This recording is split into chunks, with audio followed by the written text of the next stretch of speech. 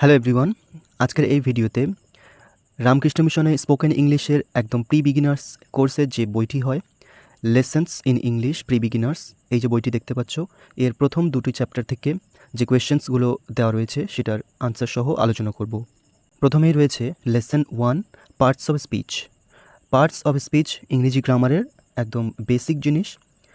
তো কী দেওয়া আছে আমরা দেখে নেব। Words are divided into different kinds or classes. ওয়ার্ডসগুলোকে বিভিন্ন ভাগে ভাগ করা হয়েছে। কল্ড পার্টস অফ স্পিচ, একটা বাক্যের বিভিন্ন অংশকে পার্টস অফ স্পিচ বলা হয়। Each one is used according to the work it does in a sentence. একটা সেন্টেন্সের মধ্যে যে কাজ করছে সেই অনুযায়ী তাকে ব্যবহার করা হচ্ছে।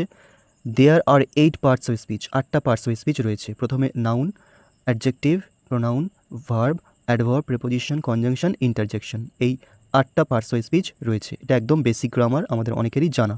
এবার খুব ছোট করে এদের বেসিক জিনিসগুলো দেওয়া রয়েছে, ডেফিনিশন, এক্সাম্পল, সেটা আমরা দেখে নেব। Noun, a noun is a naming word and it is used as the name of a person, place or things.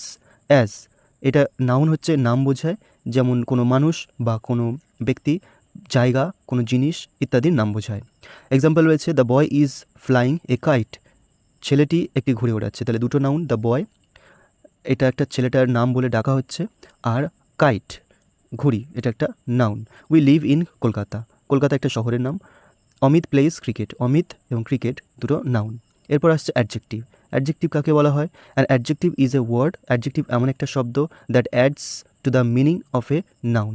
Adjective এমন একটা শব্দ যেটা কোনো নাউনকে বিশেষিত করে। এক্সাম্পল কি?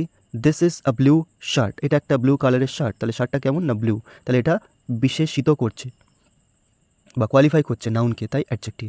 Kolkata is a big city, Kolkata একটা বড় শহর। কলকাতা কেমন শহর? বড় শহর। তাহলে বিগ কথাটা অ্যাডজেক্টিভের কাজ করছে, ডিসক্রাইব করছে নাউনকে।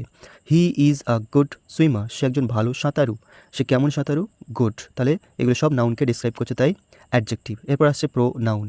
প্রোনাউন কি? নাউনের পরিবর্তে যে শব্দগুলো ব্যবহার করা হয়। A pronoun is a word that is used in the place of a noun, একটা নাউনের জায়গায় বসে।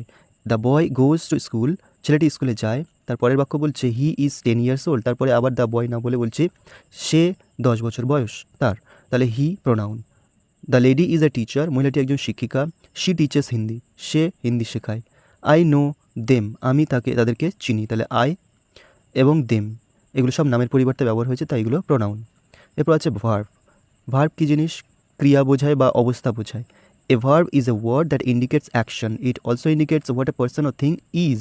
কোনো মানুষ বা ব্যক্তি কী সেটা বোঝায়, আবার কোনো কাজ বোঝায়। এই দুটো মিলিয়েই হচ্ছে ভার্ব।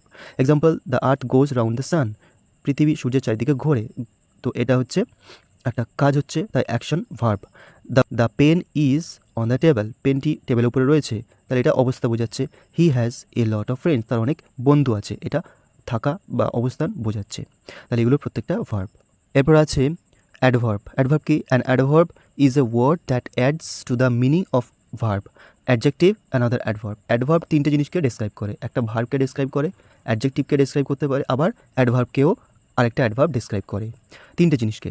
এক্সাম্পল, হি সুইমস ওয়েল, সে সাঁতার কাটে ভালো। তাহলে সুইম কেমন সাঁতার কাটে, ভার্বকে ডিসক্রাইব করছে, ওয়েল শব্দটা, তাই এটা অ্যাডভার্ব, ওয়েল কথাটা adverb. He is a very good swimmer, সে একজন ভালো সাঁতারু, খুব ভালো সাঁতারু। তাহলে গুড সুইমার কেমন সাঁতারু? ভালো। কতটা ভালো? Very good. তাহলে গুড এটা হচ্ছে অ্যাডজেক্টিভ, অলরেডি তাকে ডিসক্রাইব করছে, তার ইন্টেন্সিটি বাড়াচ্ছে, তাই এটা অ্যাডভার্ব। তো এটা অ্যাডভার্ব অফ ডিগ্রি। তবে এই মুহূর্তে আমরা ক্লাসিফিকেশনে যাচ্ছি না, আমরা বেসিক জেনে নিচ্ছি। তো ভেরি কথাটা গুড এই অ্যাডজেক্টিভকে ডিসক্রাইব করছে, তাই এটা adverb. He runs quite fast, সে বেশ দ্রুত দৌড়ায়। তাহলে কেমন দৌড়ায়? ফাস্ট দৌড়ায়, এটা অ্যাডভার্ব। আবার সেই ফাস্টটা কেমন? বেশ দ্রুত। তাহলে অ্যাডভার্বকে আরেকটা অ্যাডভার্ব ডিসক্রাইব করছে, তাই দুটোই adverb. Next number 6, preposition. Preposition কি? A preposition is a word that is used before a noun or pronoun, একটা নাউন বা প্রোনাউনের আগে বসে, to show the relation of the noun or pronoun concern with other words in the sentence. সেন্টেন্সে বা বাক্যের মধ্যে অন্যান্য শব্দের সম্পর্কটা বোঝায়, নাউন প্রোনাউনের সাথে কী সম্পর্ক। Example, the dog is in the garden, কুকুরটি বাগানের মধ্যে। কুকুর এবং বাগানের মধ্যে অবস্থানগত সম্পর্ক বোঝাচ্ছে কে? এই ইন কথাটা। There is a book on the table, বইটি রয়েছে টেবিলের উপরে। তাহলে টেবিল আর বুকের মধ্যে সম্পর্ক কে বুঝিয়ে দিচ্ছে? অন, না উপরে রয়েছে।